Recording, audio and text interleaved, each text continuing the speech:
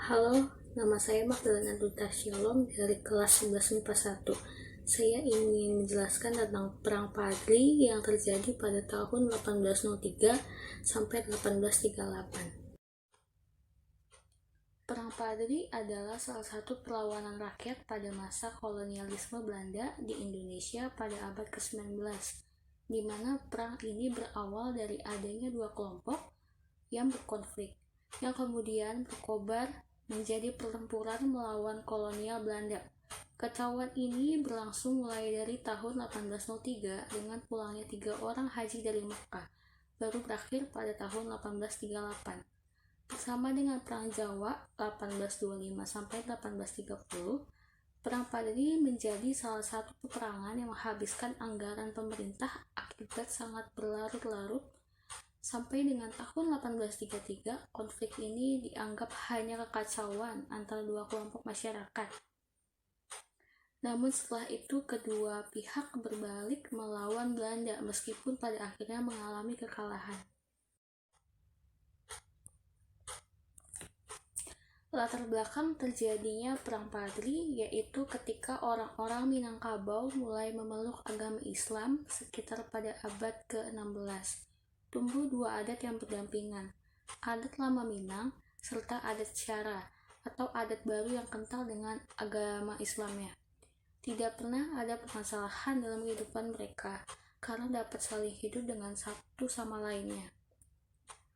Masyarakat Minangkabau dipimpin oleh raja yang berkedudukan di Pagaruyung. Meski begitu, pemimpin di Pagaruyung tidak termasuk dari 12 suku Minangkabau, sehingga apabila terjadi perubahan perilaku masyarakat Minang, para pemimpin ini tidak dapat banyak memahami dan berbuat apapun. Pada perkembangannya, perubahan kebiasaan masyarakat Minangkabau mengarah pada kebiasaan yang berlawanan dengan ajaran Islam, seperti judi, sabung ayam, dan mabuk-mabukan. Para ulama atau padri merasa harus berbuat untuk menghilangkan kebiasaan buruk masyarakat ini.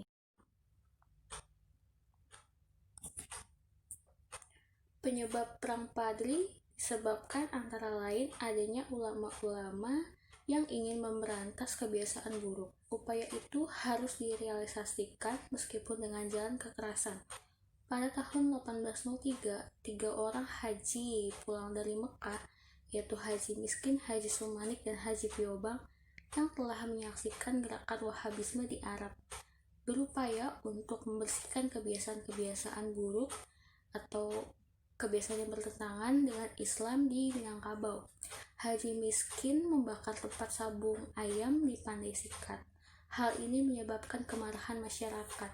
Ia melarikan diri ke kota Lawas dan dilindungi oleh Tuanku Menciangan. Lalu Haji Miskin kemudian datangi Tuanku Nan Renceh dan membentuk Harimau Salapan atau 8 ulama untuk melawan kaum adat. Kronologinya yaitu pada periode pertama di tahun 1815 sampai 1825. Pembentukan Harimau Salapan mendapatkan respon dari kaum adat yang semakin keras menolak untuk menerima ide Islam dan mempertahankan apa yang menjadi kebiasaan mereka. Puncaknya, kaum padri dipimpin Tuanku Pasaman menyerbu Pagaruyung pada tahun 1815 dan menyebabkan Sultan Arifin Muningsyah harus menyingkir dari wilayah tersebut.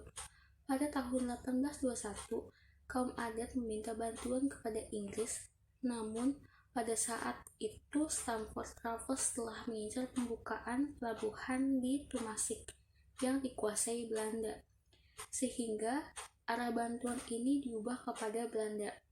Tanggal 10 Februari 1821, Presiden Dupuy dan Tuanku Sarwoso minta bantuan kepada Belanda dengan ganti konsesi beberapa wilayah di Minangkabau.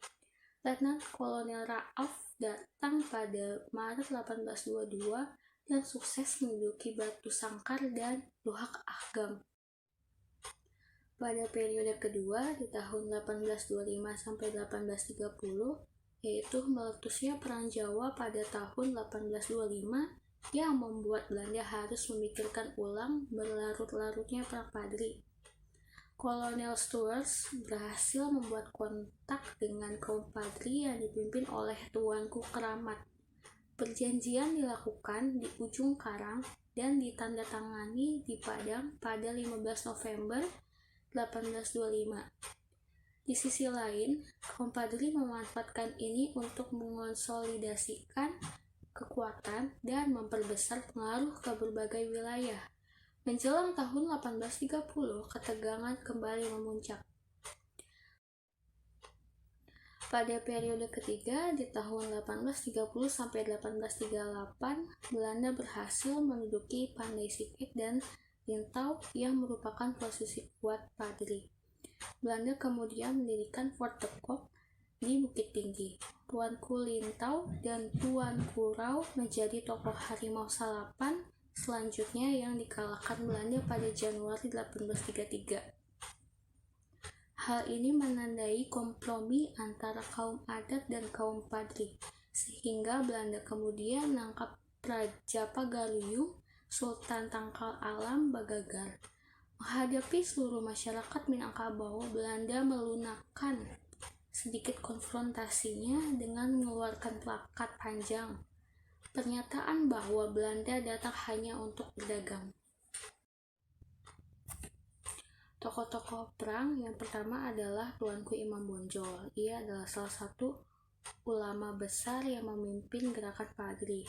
Ia dianggap sebagai tokoh yang kuat karena memiliki kedudukan yang kuat berupa benteng di atas bukit wilayah Bonjol. Yang kedua yaitu Tuanku Pasaman. Dia adalah salah satu dari Harimau Selapan yang memimpin gerakan Padri. Ia bertanggung jawab atas serbuan Padri ke istana Pagaruyung yang menyebabkan Sultan harus menyingkir dari Minangkabau. Yang ketiga ada Tuanku Nan Receh, adalah salah satu ulama yang kuat pendiriannya terhadap penggunaan jalan kekerasan dalam gerakan Padri. Ia bertugas menjadi pemimpin gerakan sekaligus panglima perang. Yang keempat ada Mayor Jenderal Kocius, adalah perwira tinggi yang ahli dalam penerapan teknik benteng stelsel.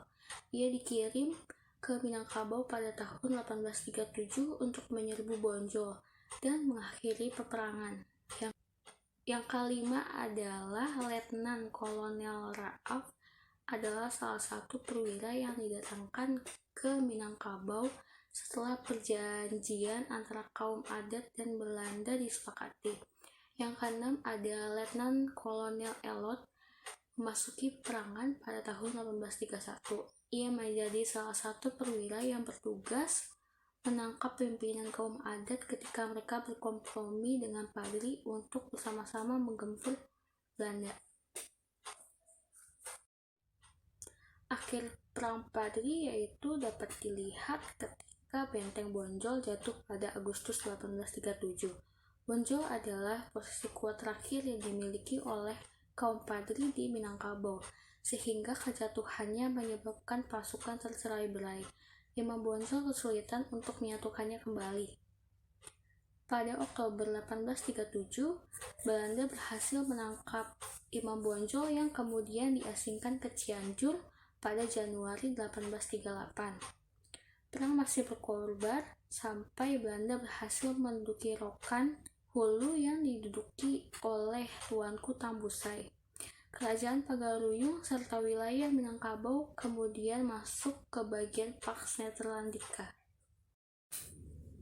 Jadi kesimpulannya yaitu awal mulanya Perang Padri terjadi karena adanya konflik antara kaum adat di Minang dan kaum Padri yang terdiri dari ulama-ulama yang baru pulang dari Timur Tengah. Mereka memurnikan ajaran-ajaran Islam. Konflik ini dipicu oleh adanya perbedaan pelaksanaan syariat dengan adat. Belanda mencoba mengambil keuntungan, yaitu Belanda ingin menguasai seluruh wilayah Minangkabau. Dari yang mulanya kaum adat bekerja sama dengan Belanda, pada akhirnya kaum adat memisahkan diri karena niat Belanda tersebut. Sekian video penjelasan dari saya, kurang lebihnya mohon maaf. Terima kasih.